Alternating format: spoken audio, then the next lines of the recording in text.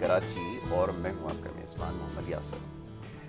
Programme नाज़रीन मुख्तलिफ हवालों से गुफ्तगू की जाती है, मुख्तलिफ मसाइल पर बात करते हैं। अवामी नौइयत के जो मसाइल हैं प्रोग्राम में ज़्यादा ज़ेर बहस आते हैं और अपने प्रोग्राम के तवस्सुत से कोशिश ये रही कि जो समाजी मसाइल हैं उसके ऊपर ज़्यादा से ज़्यादा गुफ्तगू की जा सके।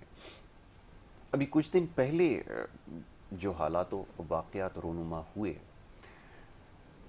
अफसोस के साथ कहना ये पड़ता है कि नौजवान नस्ल के हवाले से जो हमारे ख़दशात हैं और जो तहफ़्फ़ुज़ात हैं वो बढ़ते जा रहे हैं।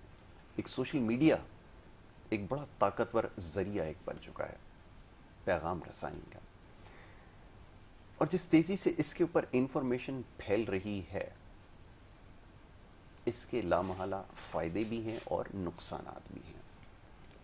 फ़ायदे उन माशरों में नज़र आते हैं जहाँ पर लोग इल्म आगही रखते हैं, मामलात को समझते हैं।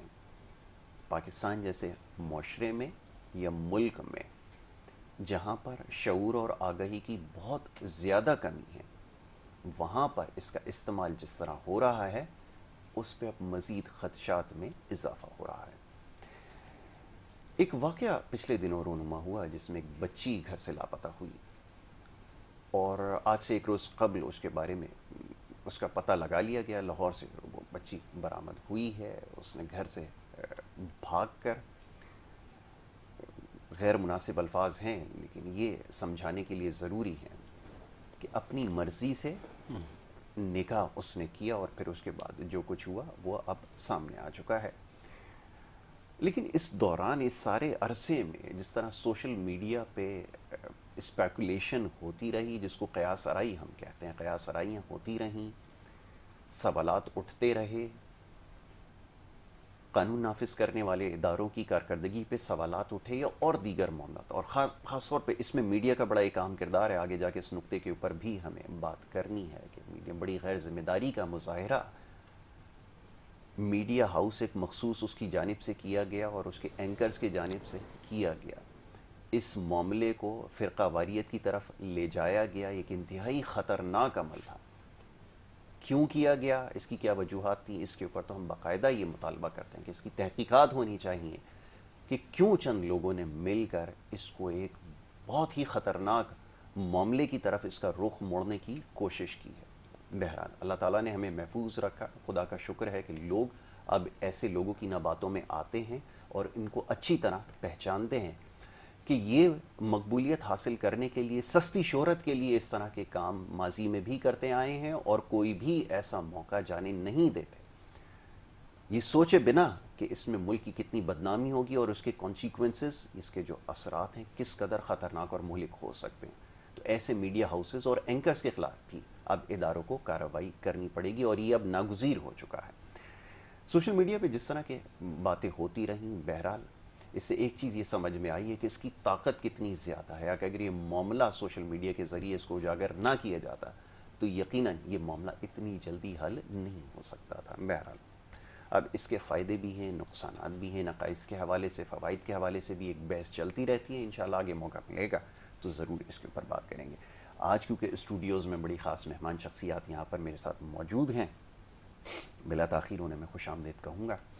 माह मुबारक में हमारी कोशिश ये रही कि जो रमज़ान के हवाले से और रोज़े के हवाले से जो लोगों के मामलात हैं उसके ऊपर गुफ्तगू की जाए और साथ साथ आपकी सेहत के हवाले से उस पर तो बात होती रहती है, लेकिन आज मौज़ूअ गुफ्तगू थोड़ा सा मुख्तलिफ होगा। पहले मोअज़्ज़ज़ मेहमानों को खुशामदीद कहूँगा और उसके बाद फिर गुफ्तगू का आगाज़ करूँगा। सबसे पहले जो मोअज़्ज़ज़ मेहमान हैं पीर शेख वक़ार अहमद रहमानी साहब, चेयरमैन हैं अल समद फाउंडेशन के, उन्हें मैं खुशामदीद कहूँगा। बहुत शुक्रिया हज़रत प्रोग्राम में वक्त देने के लिए।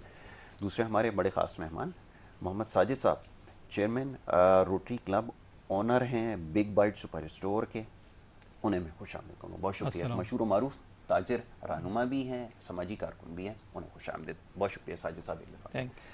हज़रत ये ज़रा फरमाइएगा, आपसे तो हम हर मामले पर ही गुफ्तगू करते रहे हैं, ये जो समाजी मसाइल में बड़ी तेज़ी से इजाफ़ा हो रहा है, क्या समझते हैं कि मामले को किस तरह हल किया जाए? अब जैसे मैंने कहा कि एक शऊर की कमी, एक आगाही की कमी ना, अब मामला ये है कि दीन के भी नहीं है और दुनिया के भी नहीं है, ये बीच का रास्ता है, बड़ा ख़तरनाक है।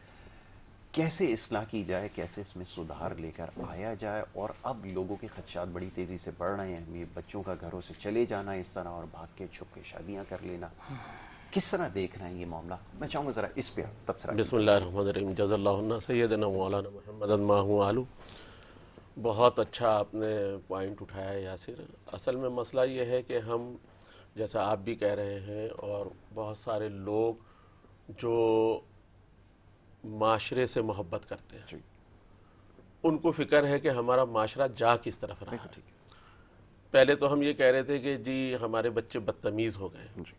اب بدتمیز نہیں ہو گئے, اب حد سے بڑھ گئے. اچھا, اس میں کچھ قصور معذرت کے ساتھ والدین کا بھی ہے. بالکل.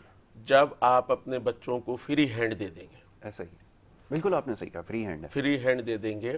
اور ماں باپ اصل میں دیکھیں, اگر کسی بھی بچے کی تربیت ہے وہ ماں اور باپ کرتے ہیں. اور میں نے شاید آپ کے پروگرام میں پہلے بھی کہا تھا, ویسے بھی کہا ہے دوسرے چینلوں پہ بھی, اور جہاں پہ بھی, کہ ماں جو ہے وہ 24 آورز بچے کے ساتھ رہتی ہے. باپ کا کام ہے معاش کا ذریعہ لینا, اور ماں کا کام ہے گھر گرہستی کرنا. اور کچھ ماں ایسی ہیں جو معاش بھی کرتی ہیں, گھر گرہستی بھی کرتی ہیں, وہ اولو لازم ہو گئی, اور وہ اپنے بچوں کی تربیت بھی صحیح کرتی ہیں. تو اصل میں ماں جب بچوں کی چیزوں کو ڈھانک دیتی ہے, چھپا دیتی ہے, ان کے چھوٹے سے کام کو, چھوٹے سے گناہ کو, چھوٹے سے کرائم کو, چھوٹی سی چوری کو جب وہ چھپا دیتی ہے, پوشیدہ کر دیتی ہے, تو بچے کا دل بڑا ہو جاتا ہے. بالکل ٹھیک ہے, ایسا ہی بالکل ٹھیک ہے. جب اس کا دل بڑا ہو جاتا ہے تو پھر وہ چھوٹے سے کام کو چھوڑ کر بڑا کام کر دیتا ہے. ہونا یہ چاہیے کہ جیسے ہی ہم یہ کرتے ہیں کہ ہم دوسرے کے بچوں کو تو آبجیکشن کرتے ہیں اور اپنے بچوں کے عیب چھپا لیتے ہیں. صحیح ہے. ہونا یہ چاہیے کہ جیسے ہی ماں کو پتا چلے, معذرت کے ساتھ, ٹھیک ہے نا, تو ماں سب سے پہلے بچے کی پنشمنٹ کرے. بالکل ٹھیک ہے. دیکھیں, خدا سب سے کریم اور رحیم ہے, 70 ماؤں سے زیادہ محبت کرتا ہے. اس پہ بحث چل رہی پورے رمضان. پھر دوزخ میں کیوں بھیجے گا؟ 70 ماؤں سے جب محبت وہ کرتا ہے زیادہ. ایک ماں کا یہ حال ہے, آپ کی میری, کہ سر میں درد ہے تو کہتی بیٹا آرام کر لو. ٹھیک ہے, کوئی ضرورت نہیں ہے. کس چیزوں میں؟ دین کی چیزوں میں. معاشرے کی چیزوں میں وہی ماں کہے گی نہیں جاؤ آفس جاؤ, جانا ہے, 2 گولیاں کھا لو, کب تک چھٹی کرو گے. ایسے ہی ہے. معذرت, میں بار بار معذرت کر رہا ہوں. ٹھیک ہے. اصل میں ماں دیکھیں, بابا فرید کی ماں, غوث اعظم کی ماں, خواجہ صاحب کی ماں, داتا صاحب کی ماں, ماں نے جھوٹ بول کے بچے کو نمازی بنا دیا کہ نماز پڑھو, چینی ملے گی, شکر ملے گی. اس وقت شکر کہتے تھے, آج بھی شکر کہتے ہیں. شکر کا اور چینی کا ایک ہی بات ہے. ہم بحث میں لگ گئے کہ نہیں جی شکر الگ ہوتی ہے, چینی الگ ہوتی ہے. اور بھائی سب کا کام ہے میٹھا کرنا. بہت خوب. کچھ بھی ڈال دو, میٹھا کر کے کھانا ہے. ٹھیک ہے. تو ماں نے کیا کہا, بڑے غور سے سنیے, کہ جھوٹ جہاں تمام برائیوں کی جڑ ہے. ماں کیا کہہ رہی ہے, اب سمجھیے کہ خدا کیا ہے. ماں کہہ رہی ہے اپنے بچے کو کہ اگر تم نماز پڑھو گے تو تمہیں شکر ملے گی. بچے نے نماز پڑھنا شروع کر دی. اب ہوا ایک دن یہ کہ ماں کسی کام سے پھنس گئی کہیں بھی.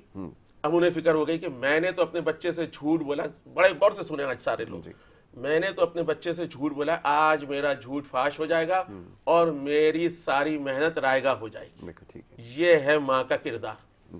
خیر, جب وہ گھر آئیں تو انہوں نے دیکھا بابا فرید اطمینان سے بیٹھے ہوئے ہیں, اور یہ کوئی کہانی نہیں ہے, اس پہ بہت سارے لوگ متفق ہیں. اچھا, جب بھی ہم کوئی بات کریں گے تو کسی کتاب کا حوالہ دیں گے, پھر قرآن عظیم کا حوالہ دیں گے. تو جب بھی آپ قرآن پڑھیں گے تو الف لام میم سے والناس تک پڑھیں گے, اس میں سارے واقعے آئیں گے. بالکل ایسا ہی. ٹھیک ہے.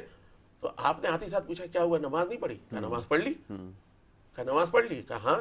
تو کہا پھر شکر؟ کہا شکر تو مصلی کے نیچے رکھی ہوئی تھی. اب اس کا مجھے سمجھدار لوگ جواب دے دیں, آگے میں نہیں بولوں گا, اس کا جواب دے دیں. یہ تو جھوٹ پہ مبنی تھا نا کام, مگر کام تھا اللہ کا. اللہ کا کام تھا. بالکل ٹھیک. کام کس کا تھا؟ بے شک. آج ہم اپنے بچوں کو دین سے دور کر رہے ہیں. جی. اگر ہمارے نوجوان بچے, ہمارا دین سے بھی تعلق ہے, ہمارے نوجوان بچے اگر 9 عمری میں داڑھیاں رکھ لیں تو پھر ہمارے گھر والے کہتے ہیں تم نے یہ کیا کر لیا, یہ کیا چہرہ بنا لیا. خدا کے بندو یہ سوچو کل نبی کریم کو کیا جواب دو. ان کی سنت مطہرہ ہے. بالکل ایسا ہی. ٹھیک ہے. ہم جن اصحاب کا ذکر کر رہے ہیں انہوں نے فتبعونی کر کے اس مقام کو حاصل کیا. اب ہونا یہ چاہیے کہ ہمارے گھروں میں, ٹھیک ہے ہم یہ نہیں کہہ رہے آپ موبائل استعمال نہیں کریں, اصل میں جو آپ بات کر رہے ہیں سوشل میڈیا کی, اس میڈیا نے جہاں بہت ساری چیزوں کو ہمیں آگاہی دے دی, دین کی آگاہی بھی دی, ماں باپ کی تعظیم کی آگاہی بھی دی, معاشرے کی آگاہی بھی دی, کاروبار کی آگاہی بھی دی, سیاست کرنے کی بھی آگاہی دے دی, تجارت کرنے کی بھی آگاہی دے دی. بیٹھ کر گفتگو کرنے کی بھی اجازت دے دی, آگاہی دے دی, مگر اسی نے خرابیاں بھی پیدا کر دی. بالکل ایسا ہی ہے. جب مجھے اور آپ کو پتا ہے کہ یہ موبائل شر کی جڑ ہے, اس میں جو نیک کام آ رہے ہیں وہ بہت کم لوگ استعمال کر رہے ہیں, مشکل سے میں سمجھتا ہوں 10% تھوڑے لوگ ہیں, 90% وہی سارے کام کر رہے ہیں. اچھا ایک تو یہ ہو رہا ہے کہ جی جس خبر کی آپ کے پاس تصدیق نہیں ہے آپ نے فوراً کلک کر دیا اس کو. اچھا اس کا مسئلہ یہ ہے کہ آپ نے یوں کلک کیا اور یہ پوری دنیا میں چھا گیا 1 سیکنڈ میں. بالکل ایسا ہی. اب آپ اسے ڈیلیٹ کرتے رہیں, کچھ بھی کرتے رہیں, بات پہنچ گئی یاسر صاحب کی آگے تک, وقار صاحب کی آگے تک. بالکل ٹھیک ہے. اب اس پہ ہو کیا رہا ہے کہ اس کے جو پیکیجز ہیں نا, نائٹ پیکیجز, یہ خطرناک ہے, بہت مہلک ہے. بالکل ایسا ہی. اب کسی بھی بچی کا ہم ذکر کریں, ہماری بھی بچی ہے, جی بالکل, آپ کی بھی بچی ہے, نہیں ہے کل ہوگی, ٹھیک ہے, مگر ہم معاشرے میں رہتے ہیں, سب کی بچیاں ہماری بچیاں. کسی کی بچی کا چلے جانا, پھر اس کو اغوا کا ایشو بنا لینا. اب اغوا کا ایشو بنا کے اس پہ جو بھی کچھ ہوا, کھودا پہاڑ نکلا چوہا. بالکل ایسا. اب کیا ہوا کہ جی لڑکی چلی گئی, اس نے اپنی مرضی سے شادی کر لی, نکاح کر لیا. اب کیا ہوگا؟ اب تو آپ کوئی آبجیکشن کر ہی نہیں سکتے, نو آبجیکشن ہو گیا سارا, نکاح اس نے کر لیا اپنی مرضی سے. اب آپ لاکھ کہتے رہے جی نہیں وہ معاذ اللہ بھاگ کے گئی تھی, وہ بھگا کے لے گیا تھا. یہ جو نکاح کا پروسیجر سامنے آیا ہے, اس کو آپ کیا کہیں گے, میں کیا کہوں گا؟ اب یہ وہی باتیں ہیں کہ اپنی مرضی سے چلے گئے, اپنی مرضی سے گھر سے چلے گئے, ماں باپ پریشان, ان کی بھی عزت رسوا ہوئی, تمہاری بھی عزت رسوا ہوئی. مزید جو لوگ دیکھ رہے ہیں, اب اس میں جو خیر کے لوگ ہیں انہوں نے تو سبق لے لیا, جو شر کے لوگ ہیں وہ کہہ رہے ہیں کل ہم بھی یہی کریں گے. بالکل ایسا ہی. کل ہم نے بھی یہی کرنا ہے, ہم نے بھی بھاگ کے شادی کر لینی ہے. اب ٹرین اس طرف جا رہا ہے کہ ہم 4 لوگ بیٹھ کے شریعت کے حساب سے شادیاں نہیں کریں, لوگ اپنی مرضی سے چلے جائیں جن کا ان کے پاس دل چاہ رہا ہے, اور وہ جا کے بعد میں کہیں جی ہم نے نکاح کر لیا, ہم نے شریعت کے حساب سے سب کچھ کر لیا. یہ ایک دقیق قسم کا موضوع ہے, اس پہ ہمارے لوگوں کو بیٹھنا چاہیے, ہمارے لوگوں کو سوچنا چاہیے, اور خالصتاً ہمارے معاشرے میں ہمارے گھر والوں کو, ہمارے بہن بھائیوں کو, ہمارے ماں باپ کو, جو لوگ بھی ہیں ان کی اپنی اولادوں کو للہ اب تربیت کرنا شروع کریں.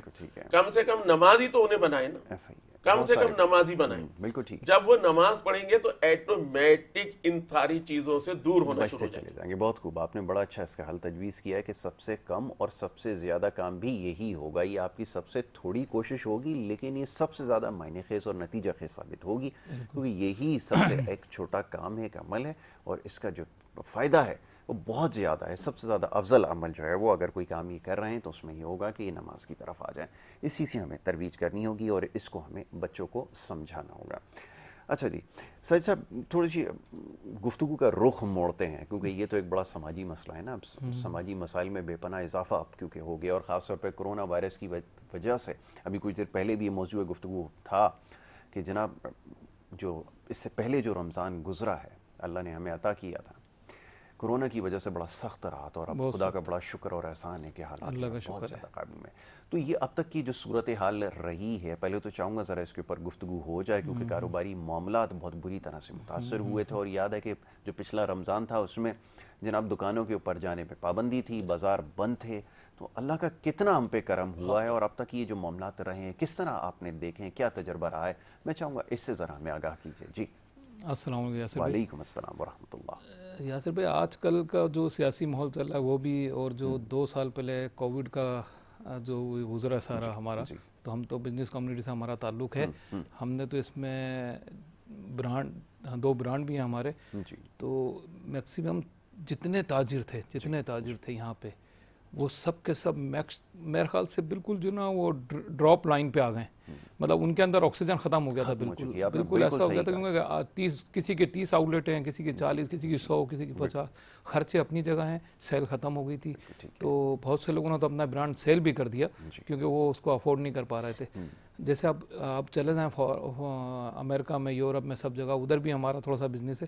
ہم ادھر جو ہے نا, ہم نے دیکھا کہ جو بزنس کمیونٹی کے لوگ جو ٹیکس بھرتے ہیں, جو ٹیکس پیڈ ہے, ان کو ان کی گورنمنٹ نے سپورٹ کیا, اچھا انسینٹیو دیا ان کو. یعنی کہ میں ہر 3 مہینے بعد, میرا دوست ہے امریکہ میں, وہ حالانکہ استنبول میں بیٹھا ہوا تھا, ہم نے استنبول سے ابھی شپنگ کا کام شروع کیا, تو اس کے اکاؤنٹ میں $3,000 اس کے اکاؤنٹ میں ہر 3 مہینے بعد آ جاتے تھے کووڈ کے اس میں.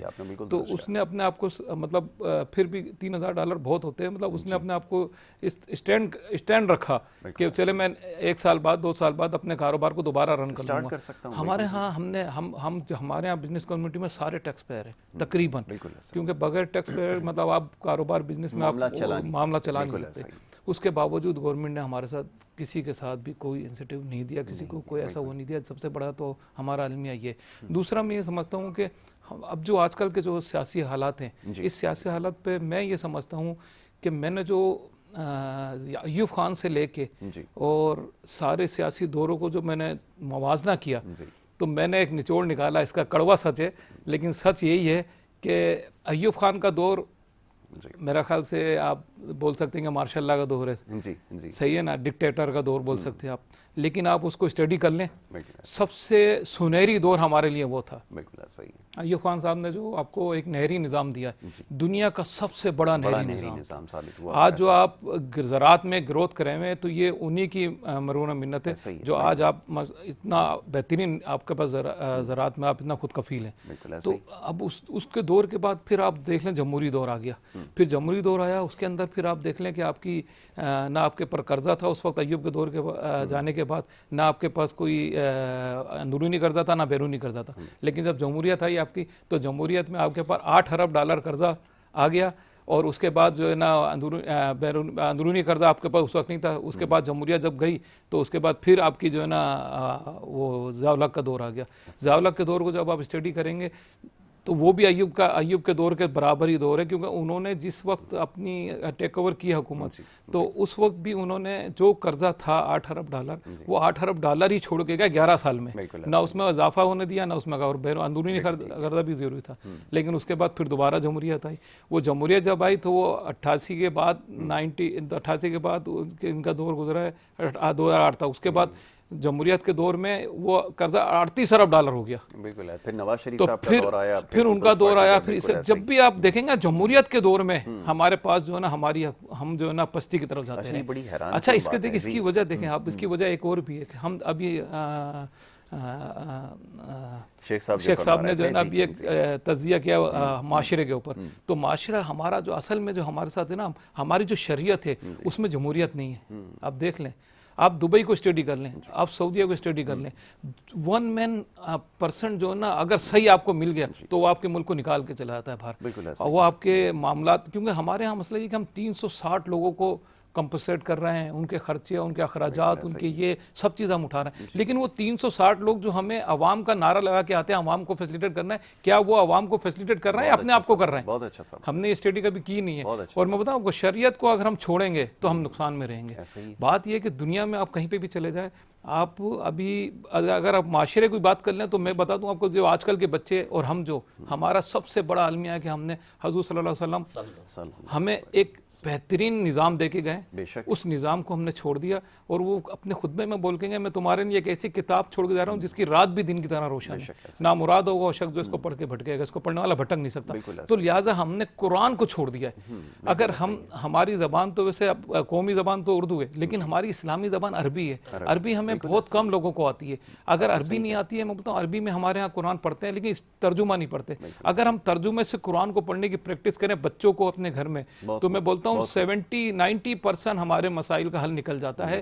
بچوں کو اتنا شعور آ جاتا ہے کہ وہ اچھے برے کی تمیز جان جاتے ہیں. اور یہ قرآن کو چھوڑنا سب سے زیادہ ہمارے ہاں جو نا, ہم نے قرآن کی اسٹڈی چھوڑ دی ہے, اور خاص طور پہ قرآن کو سمجھ کے پڑھنا. کیونکہ میں نے بڑے حافظ دیکھیں, میرا بھتیجا حافظ ہے, تو میں نے اس سے کبھی 2-3 آیتوں کا ترجمہ, تو بیچارے کو ترجمہ نہیں آتا, حافظ ہے, تو میں نے بولا بیٹا اب آپ اس کو ترجمے سے پڑھیں تو سمجھیں, کیونکہ یہ ہمارا ریزرویشن ہے. حضور صلی اللہ علیہ وسلم نے, حضور صلی اللہ علیہ وسلم آخری نبی تھے, اس کے بعد ہمارے پاس رہنمائی اس کتاب سے.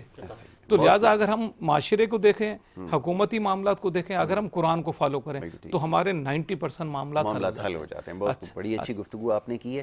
اچھا شیخ صاحب یہ ذرا فرمائیے کہ جیسے ابھی انہوں نے تذکرہ کیا کہ وہ سیاست کی بھیٹ ہر چیز چڑھ جاتی ہے, ریاست مدینہ کا دعویٰ کیا گیا, نعرہ لگایا گیا, اس کے بہت سارے خصائص ہیں, اس کے بہت سارے سائلنٹ فیچرز ہیں، اس کے اندر بہت ساری خصوصیات ہیں جس کی بنیاد آقا صلی اللہ علیہ وسلم نے خود اپنے دست مبارک سے رکھی. وہ ایک بنیاد جس کی دو جہاں کے سردار رکھیں گے، کیا خوبصورت چیز تخلیق ہوگی، یہ ہم صرف تصور کیا جا سکتا ہے.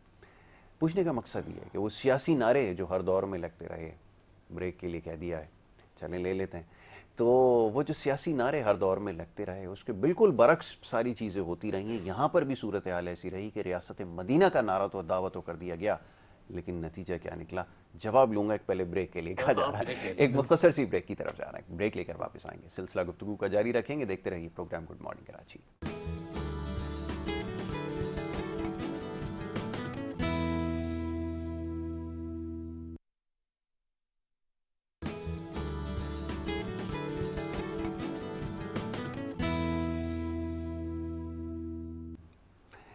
پروگرام میں آپ کو ایک دفعہ پھر خوش آمدید کہیں گے. بریک پہ جانے سے پہلے گفتگو کا سلسلہ جاری تھا. معزز مہمان تشریف فرما ہیں جناب پیر شیخ وقار احمد رحمانی صاحب، ان سے ہم گفتگو کر رہے تھے. حضرت آپ کی خدمت میں ایک سوال میں نے رکھا تھا. سرا ریاست مدینہ کا جو تصور ہے بہت سارے لوگ اس سے واقف نہیں ہیں. میں چاہوں گا ذرا منظر کشی سب سے پہلے تو سب سے معافی مانگنی پڑے گی اس بات کی کہ لوگ آبجیکشن کر دیں گے. آبجیکشن کریں گے، بالکل سچی بات ذرا مشکل کڑوی ہوتی ہے. بالکل ایسا ہی. آپ دیکھیں کہ جب بھی اللہ نے چیزیں بنائی ہیں، پہلے اس کو ڈسکس کر لیتے تھوڑا سا، تو وہ میٹھی ہے، ساری میٹھی چیزیں. ہم پانی بھی میٹھا پیتے ہیں، ایسا ہی کھارا نہیں پیتے، پھیکا نہیں پیتے، کڑوا نہیں پیتے، پی لیتے ہیں مجبوری کی حالت میں. اگر پانی ہمیں نہ ملے تو مجبوری کی حالت میں ہم پی لیتے ہیں، مگر ہمارا منہ ہمیں بتا رہا ہوتا ہے ذائقہ گوارا نہیں کر رہا ہوتا ہے.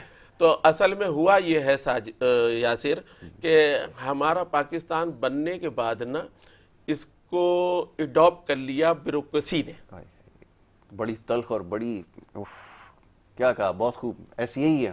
ٹھیک ہے، ایسا ہی ہے. وہ جو بنانے والے تھے وہ تو مخلص تھے پاکستان کے لیے. پاکستان کا مطلب کیا؟ اب میں لگاؤں آپ لگائیں تو آپ کہہ دیں گے بھائی ہم پاکستانی ہیں. سب سے پہلے ہم پاکستانی ہیں. پاکستان ہے تو ہم مسلمان ہیں. اب آپ کہہ دیں گے یہ کیا بات کہہ دی، نہیں ہم پہلے مسلمان ہیں. بھائی ہم پاکستانی مسلمان ہیں. ہم کہاں رہتے ہیں؟ پاکستان میں رہتے ہیں. ہمارا شہر کیا ہے؟ کراچی شہر ہے. چلیں اس کو بعد میں کرتے ہیں. ٹھیک ہے، تو پاکستان کا مطلب کیا کیا لے کے اٹھے سارے لوگ. وہ جو لے کے اٹھے اس وقت کے حالات کیا تھے، اس وقت ہو کیا رہا تھا جو آج کشمیر میں ہو رہا ہے، وہی ہو رہا تھا نا. بالکل ایسا ہی. جن لوگوں نے بھی قیادتیں لی، لیڈر بنائے، وہ اپنے کام کے لیے مخلص تھے. انہوں نے اگر کہا کہ پاکستان کا مطلب کیا ہے، پاکستان کا مطلب ہے لا الہ الا اللہ محمد رسول اللہ. اور پاکستان کا جھنڈا کیا ہے؟ گرین، اس میں جو ہے 3% ہے، 1% وائٹ ہے اقلیتوں کا. ٹھیک ہے، اقلیت کا ہے 1%، اور 3% گرین ہے. یہ گرین جو ہے نبی کریم صلی اللہ علیہ وسلم کے گنبد کی نشانی ہے. بہت خوب، بہت خوب، بالکل اس کی عکاسی کرتا ہے. جھنڈا آپ کا بتا رہا ہے کسی بھی اقلیت کو یہاں کوئی پابندی نہیں ہے، وہ اپنے مذہب اور مسلک کے حساب سے عبادتیں کریں. پاکستان اس لیے بن رہا ہے. جن لوگوں نے بنایا تھا ان کو سوچئے پہلے. ہم آپ تو آ کے عیش کر رہے ہیں. بالکل ایسا. ہم نے کوئی اسٹرگل نہیں کیا. اسٹرگل کریں گے تو جیسے یہ چینل جس نے بھی بنایا اس نے اسٹرگل کی ہے. وہ اسٹرگل کر کے آج اس مقام پہ پہنچا ہے. محنت کر کے آپ یہاں ہوسٹ بن کر بیٹھے ہیں. اب میں یہ کہوں نہیں جی میں ہوسٹ بن جاؤں گا، ایسا نہیں ہو سکتا. اس کے لیے آپ کو محنت کرنی پڑی. جن لوگوں نے پاکستان بنایا انہوں نے بتایا کہ اس پاکستان میں نظام تو چلے گا کہ اللہ کے سوا کوئی معبود نہیں ہے. اللہ کے سوا کوئی معبود نہیں، بندگی اس کی ہے. اور اس کے اندر نفاذ چلے گا محمد کے دین کا. یہ ہے ریاست مدینہ کی اصل اساس. ہی ہے اساس. آپ کا جھنڈا آپ کو بتا رہا ہے، اور چاند تارا یہ بتا رہا ہے کہ روئے زمین پر اگر کوئی ملک چمک اور دھمک رہا ہے، کیونکہ چاند جو ہے دیکھیں سورج بھی دمک رہا ہوتا ہے. سورج کی روشنی چاند سے 1000 گنا زیادہ ہے، مگر ذری سی گرمی میں ہمیں سورج برا لگنے لگتا ہے. چاند 14ویں رات کو آب و تاب کے ساتھ چمک رہا ہوتا ہے اور ہمیں خوبصورتی سے مستفیض کر رہا ہوتا ہے. اس سے ہمیں فیض مل رہا ہوتا ہے، اس سے ہمیں روحانیت مل رہی ہوتی ہے. اس سے بہت ساری جیسے سورج سے بہت ساری چیزوں کا علاج ہے، جیسے چاند سے بھی بہت ساری چیزوں کا علاج ہے. مگر چاند کو آپ جیسے آپ مکے میں چلے جائیں، کعبے کو اگر آپ نے 1 منٹ کے لیے دیکھنا شروع کر دیا فارغ ہو کے، کاموں سے فارغ ہو کے، یہ تجربہ ہے ہمارا اور بھی لوگوں کا ہے، سارے کاموں سے فارغ ہو کے اب آپ فارغ ہو گئے، آپ نے کہا نہیں اب میں بیٹھ کے کعبے کو دیکھوں گا. آپ یقین جانے 2 منٹ بعد، 10 منٹ بعد، 5 منٹ بعد ایٹومیٹک آپ کے دل میں کوئی خواہش پیدا ہو جائے گی, کوئی کام یاد آ جائے گا, آپ کعبے سے نکل جائیں گے. مگر اگر حضور کے روضے پہ آپ چلے جائیں, سارے کاموں سے فارغ ہو کے آپ صرف بیٹھے ہی رہے, تو آپ کا دل نہیں چاہے گا اٹھنے کا. یہی ہمارا ستارہ اور چاند بتا رہا ہے کہ روئے زمین پر 57 ملک ہوں, 58 ملک ہوں, 202 ممالک ہوں, 202 ملک ہوں, مگر پاکستان چاند اور تارے کی طرح چمکتا اور دمکتا رہے گا. ہوا یہ ہے کہ جتنی بھی ہماری قومیں آئیں, وہ جتنی بھی حکومتیں آئیں, ٹھیک ہے, چاہے وہ ایوب صاحب ہو, چاہے وہ مشرف صاحب ہو, چاہے وہ بھٹو صاحب ہو, چاہے وہ آج شہباز شریف صاحب ہو, انہوں نے دین کا کوئی کام نہیں کیا. یہ کر سکتے تھے, یہ اسلام کو نافذ کر سکتے, صرف ہم نے ایک نعرہ لگایا کہ جی کسی نے صلاح کا نعرہ لگا دیا, سب جانتے ہیں آپ لوگ, ہم سے زیادہ آپ لوگ جانتے ہیں. کسی نے صلاح کا نعرہ لگایا, کسی نے زکوٰۃ کا نعرہ لگایا, کسی نے معاشرے کا نعرہ لگایا, کسی نے روٹی کپڑا مکان کا نعرہ لگایا, کسی نے غربا کا نعرہ لگایا. نعرے لگتے رہے اور لوگ چلتے رہے. اسلام ہم کہتے رہے کہ اسلام کو نافذ کرنا ہے, مگر جب کیبنٹ میں بیٹھے, جیسے ساجد صاحب نے ابھی کہا ہے, آپ بھی کہہ رہے ہیں, ہم نے منتخب کیا, آپ نے منتخب کیا, ہم سب کے ووٹوں سے جاتے ہیں نا لوگ, ہم لوگ منتخب کرتے ہیں. 360 ہیں یا 100 ہیں, وہ پورے 20 کروڑ 40 کروڑ 10 کروڑ 10 لاکھ کی رہنمائی کر رہے ہیں. وہ اسمبلی میں بیٹھ کر اگر نافذ کر دیں قانون اسلام کا, تو کیا نہیں ہوگا؟ بالکل ہو سکتا ہے. جب آپ اپنے مطلب کے لیے, اپنے قانون کے لیے, میں اس پہ جاؤں گا نہیں, سب کچھ کر سکتے ہیں, ٹھیک ہے نا. ابھی ہم نے دیکھا ہے 15 دن پہلے کیا ہوا ہے. تو جب اپنے مراد کے لیے, جب اپنے مقصد کے لیے, ایک عام سا آدمی اگر علاقے میں بیچارہ چلا جائے, کسی کا جھگڑا ہو جائے, اس کی FIR کٹ جائے اور اس کا کیس عدالت میں چلا جائے, تو اسے ضمانت حاصل کرنے کے لیے 2 مہینے 3 مہینے گئے. پیسے جو وہ رشوت کے بغیر تو آپ کا کوئی کام نہیں ہو رہا ہے. کیسے آپ روکیں گے رشوت کو؟ مجھے بتائیں آپ, ممکن نہیں, کیسے روک سکتے ہیں آپ رشوت؟ الراشی والمرتشی کلّا بل تکرمون, رشوت لینے والا بھی جہنمی, دینے والا بھی جہنمی. ہم رمضان کی حالت میں, روزے کی حالت میں رشوت بھی دے رہے, رشوت بھی لے رہے, کہہ رہے ہیں ہمارا روزہ ہے, ہم جنت پہ جائیں گے. بتائیے, بری لگیں گی یہ باتیں. پھر وہی بات ہے کہ کڑوی ہیں. تو جب وہ 100 آدمی کیبنٹ میں بیٹھے ہیں, انہوں نے اپنے مطلب کے لیے, اپنے مقصد کے لیے, اپنی مراد کے لیے تو کہا یاسر, میں آپ کا نام لوں گا, یاسر صاحب غلط ہے, وقار صاحب غلط ہے, اور اس پہ ایک چیز آ گئی. تو بھائی یہ 360 آدمی وہاں پورے پاکستان کو جا کے بتا رہے ہیں کہ ہم نمائندگی کر رہے ہیں پورے پاکستان کی. تو یہ کہیں کہ ہمیں کچھ نہیں چاہیے, ہمیں جمہوریت نہیں چاہیے, کیونکہ دین اسلام, جیسے ساجد صاحب کہہ رہے ہیں نا, دین اسلام میں تو خلافت آئے گی, اور جب خلافت آئے گی تو 1 مین شو ہوگا. بالکل ٹھیک ہے, کیا ہوگا؟ قائل ہیں ہم, لیکن پاکستان میں بڑے خطرناک تجربات ہوتے رہے ہیں یہ 1 مین شو کی وجہ سے. ابھی جیسے انہوں نے تذکرہ کیا, بات تو وہ سچ ہے, بات ہے رسوائی کی. اب وہ 1 مین شو بڑا بھاری پڑا, لیکن اس سے بھی زیادہ بھاری تو یہ رہے, یہ جو 360 کا گروہ یہاں پر جو, اچھا جو آپ کو کہہ رہے ہیں جمہوریت کا, ان کے یہاں دیکھے جمہوریت ہے؟ نہیں, 1 مین شو ہے, کبھی نہیں. وہ آپ کو کہہ رہے ہیں کہ آپ جمہوریت پہ چلے جاتا ہے, ٹھیک ہے. تو اگر یہ لوگ اسلام نافذ کر دیتے 70 سال میں, چلے 70 سال رکھ لیں, 70 سال میں سے 30 سال دے دیں جی کہ سسٹم سنبھالنا تھا, ٹھیک ہے. اب کیا ہے, اسلام کیوں نہیں نافذ ہو سکتا ہے؟ اس لیے نافذ نہیں ہو سکتا, ہم دل سے نہیں چاہتے ہیں کہ اسلام آئے. بس یہ ہے آخری بات, ہم دل سے نہیں چاہتے ہیں. ہم کہہ تو رہے ہیں ریاست مدینہ, بھائی ریاست مدینہ میں حضرت عمر آ رہے ہیں. بالکل, ریاست مدینہ کہنے والے سنیں میری بات کو, انہیں پتا ہے. آج آپ ایک کونسلر سے پوچھ سکتے ہیں کہ تم کل تک تو سائیکل پہ تھے, آج تمہارے پاس کرولا کیسے آ گئی؟ نہیں کر سکتے. پوچھ سکتے ہیں؟ ممکن, میں پوچھ سکتا ہوں. ہمارے اور آپ تو حضرت عمر آ رہے ہیں, جوڑا پورا پہنے ہوئے ہیں, اور ایک عام سا آدمی خلیفۃ المسلمین کو پکڑ کر کہہ رہا ہے عمر آپ نے پورا جوڑا کیسے پہنا ہے؟ ٹھیک ہے. حضرت علی کے پاس ایک شخص آیا ملنے کے لیے, آپ کے اتنا ٹائم نہیں ہوتا ہے, ہم تو روزانہ بول رہے ہیں نا. آپ نے کہا کیسے آیا؟ کہا آپ سے ملنے آیا. یہ میں شارٹ کر دیا, آپ سے ملنے آیا.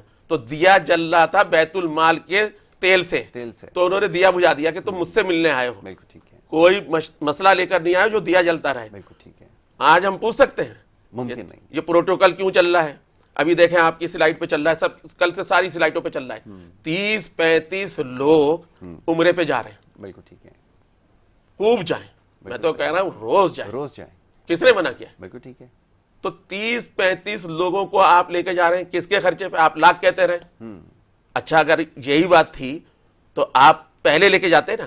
ٹھیک ہے, پہلے لے کے جاتے آپ حکومت تو پتا چلتا کہ بھئی آپ کی بہت خوب ایسے ہی ہے. تو اب ہم نے ٹھیک ہے عمران صاحب نے بھی ریاست مدینہ کا نعرہ لگا دیا, 3 سال انہیں بھی اللہ نے موقع دیا, 3.5 سال, بالکل بھرپور موقع تھا. ٹھیک ہے, ایک دن بہت ہوتا ہے.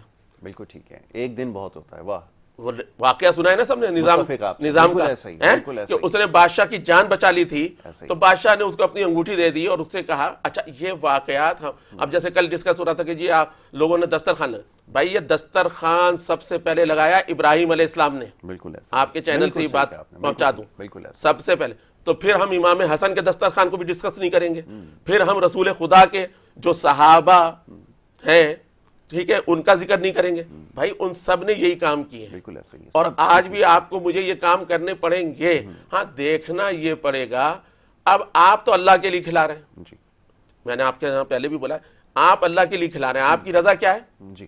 میری رضا کو آپ نہیں جان سکتے, وہ جانے گا. ہاں اگر میری رضا یہ ہے کہ مجھے آ کے یاسر اپریشیٹ کرے گا, مجھے ساجد اپریشیٹ کرے گا, مجھے مشیر اپریشیٹ کرے گا, یہ ریاکاری ہے. میں اگر اللہ کی رضا کے لیے, آپ اگر اللہ کی رضا کے لیے کوئی کام کر رہے ہیں تو یہ تو خالصتاً اللہ کے لیے, اس کا رزلٹ اللہ دے گا. تو ایک دن میں اس نے سکہ رائج کر دیا تھا نا چمڑے کا, کتنے دن میں؟ ایک دن کے اندر ہوا ہے. بالکل. تو 3 سال 3.5 سال بھی بہت تھے, اسلام رائج ہو سکتا تھا, ریاست مدینہ بن سکتی تھی. اسی خطے کے اندر ایک حکمران گیا ہے, شیر شاہ سوری اس کا نام ہے, وہ چلیں اس کے اوپر تو بہت سارے لوگوں کا وہ ہے, لیکن وہ 5 سال کے دور حکومت کے اندر یہ پوری جی ٹی روڈ جو آپ دیکھتے ہیں نا, یہ وہ تعمیر کر گیا ساری بنا کے گیا. یہ بہت بڑا کام تھا جی, پاکستان کی اب کل سیاست کا محور اور مرکز. پاکستان بننے کے بعد سے جتنی سڑکیں, پاکستان بننے کے بعد جو سڑکیں بنی ہیں وہ آج تک آپ کے پاس ویسی حالت میں ہیں. بالکل ایسا ہی ہے. پاکستان نے دور حکومت میں جو سڑکیں بنی ہیں وہ 10 دفعہ بن چکی ہیں ٹوٹ کے. روز بنتی ہے, روز. تو مسئلہ یہ کہ وہ کام کرنے والے کی جو نیت ہے وہ الگ نظر آتی ہے کہ ہاں کیا ہے. اصل میں جو بات آپ کر رہا نا یاسر بھائی, کہ مسئلہ یہ کہ جمہوریت میں سب سے بڑا جو نقصان ہے وہ ہمارے پاس فیسلیٹیشن ہے. مطلب ہم 360 لوگوں کو فیسلیٹیٹ کرنا پڑتا ہے ہمیں. ایک اکیلا آدمی اگر کوئی کچھ کرنا بھی چاہتا ہے نا, جب تک وہ ان کو فیسلیٹیٹ نہ کرے وہ فیصلے نہیں کر سکتا.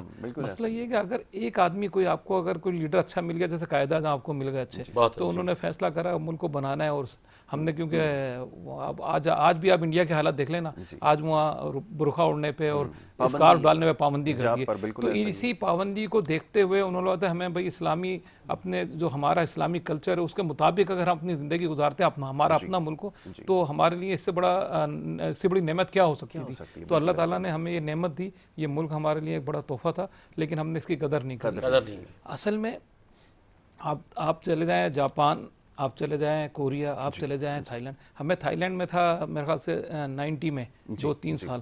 تو تھائی لینڈ کا ایک شہر ہے بینکاک میں ایک شہر چھوٹا سا پسنی کان.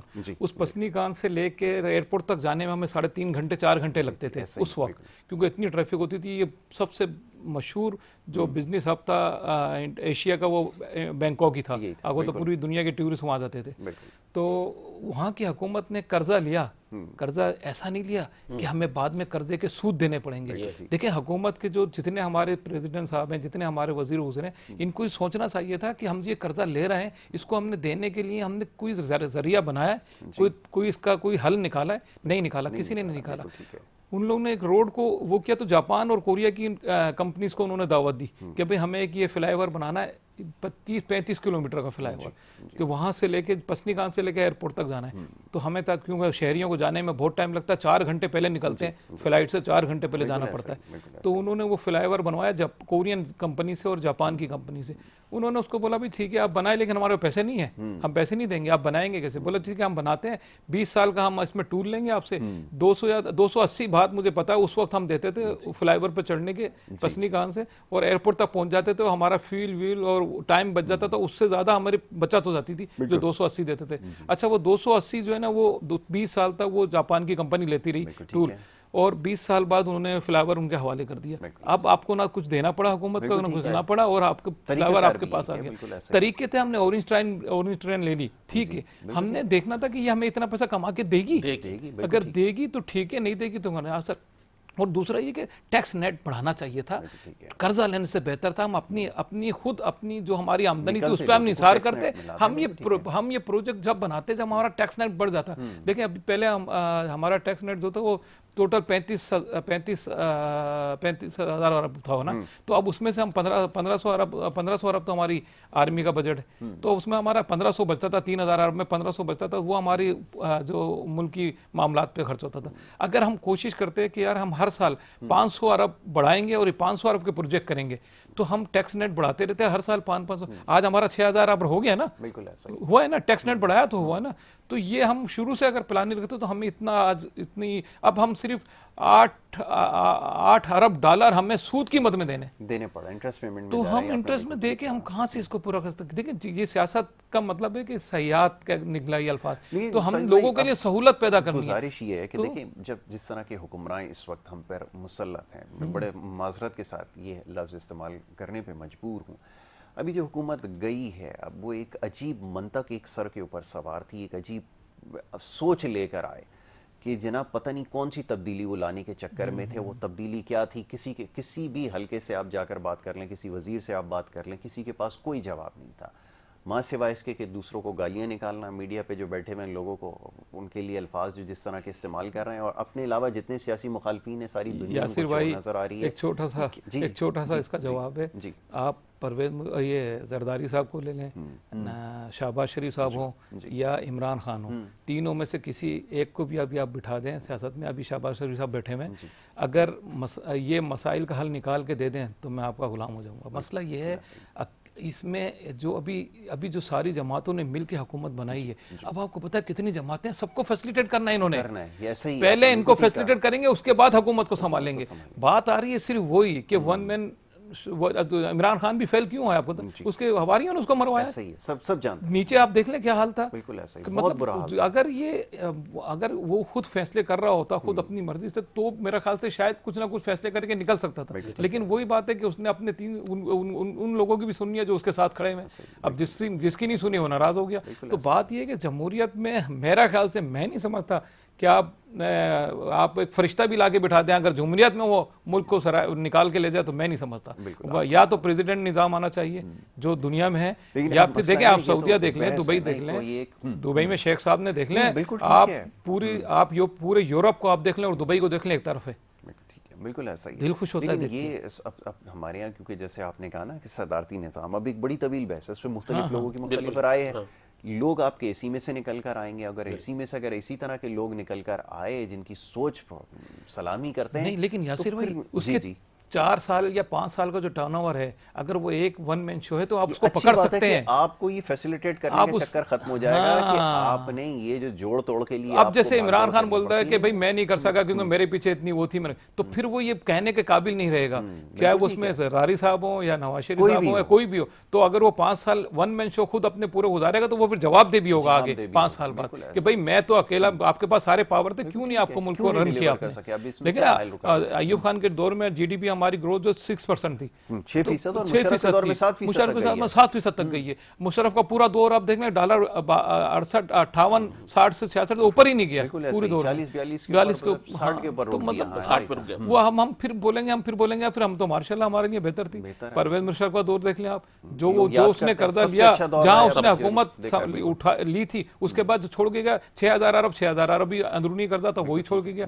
जो 3800 अरब तो वो था बैरूनी का खर्चा, वो भी 3800 छोड़ के गया, ना उसमें बढ़ाया ना उसने कमी करी, लेकिन और फिर आपको 26 अरब डॉलर आपके खजाने में छोड़ के गया वो। तो मसला ये कि मतलब ये सब चीजें देख के फिर हम बोलते हैं यार मतलब वन मैन शो हुकूमत कामयाब है फिर आपके मुल्क में। और हमारे यहाँ देखें फिर बात वहीं आती है, हजरत साहब बैठे, शरीयत में जमहूरियत नहीं है, शरीयत में आपने एक एक बात का जवाब देना है, आप जिम्मेदार हैं अपने हर अमल का, अपने हर एक का जिम्मेदार है। और फिर मैं यही बोल रहा हूँ कि हम अगर कुरान को फॉलो करें तो हमारे सारे मसाइल हल हो जाता है।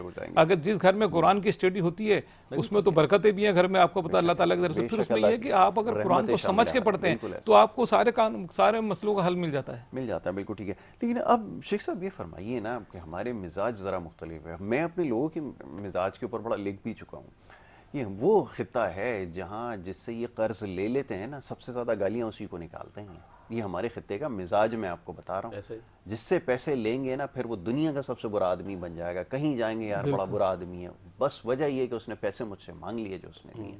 یہ مزاج ہے. قوموں کے مزاج بھی ہوتے ہیں جو ان کو آگے لے کر جاتے ہیں, لیکن یہ مزاج میں نہیں ہے. یہ محنت, یہ لگن, یہ جذبہ, یہ خالی خلی باتیں ہیں. میں آپ کو بڑے وثوق سے کہہ سکتا ہوں, بالکل یہ آپ کو ناگوار ضرور گزریں گی یہ باتیں, لیکن یہ بات ہے. یہ کام سے بھاگنے والے لوگ ہیں, آسان راستے, اور اپنے لوگوں پہ جس طرح مسلط کیا ہے, باہر والوں کی کوئی سازش نہیں ہے. خدا را یہ بات سمجھا دیں کہ یہ کسی کی سازش نہیں ہے, یہ اس کی ذمہ دار ہم خود ہی ہیں, اور تم خود ہی ہو. جس طرح کہ تم نے اپنے حواری اور ارد گرد لوگوں کو ہم پسند کرتے ہیں, چاپلوس لوگوں کو, خوشامدی لوگوں کو ہم اپنے ارد گرد پسند کرتے ہیں. صبح سے لے کے شام تک حضور آپ کے دور میں دودھ اور شہد کی نہریں بہہ رہی ہیں, لوگ خوشحال ہیں, سب کچھ سب اچھے کی رپورٹ دے ہوتے ہیں. فرمائیے جب ایسا مزاج ہو تو پھر کہاں سے لوگ لے کے آئیں؟ اصل میں مسئلہ یہ ہے, پھر وہ بات نکل آتی ہے کہ ہم دین سے بہت دور چلے گئے نا. جیسے ہم بار بار کہہ رہے ہیں جی قرآن 100 باتوں کی ایک بات ہے, ٹھیک ہے, ہم دین سے دور چلے گئے. ایسا ہی ہے ہر اچھا دیکھیں, قرض تو ہر شخص نے لینا ہوتا ہے, ٹھیک ہے, کبھی نہ کبھی کسی نہ کسی مقام پہ اسے ضرورت پڑ جاتی ہے. اور نبی کریم صلی اللہ علیہ وسلم بھی قرض لیتے تھے, اور یہودیوں سے قرض لیتے تھے. کس سے لیتے تھے؟ یہودیوں سے.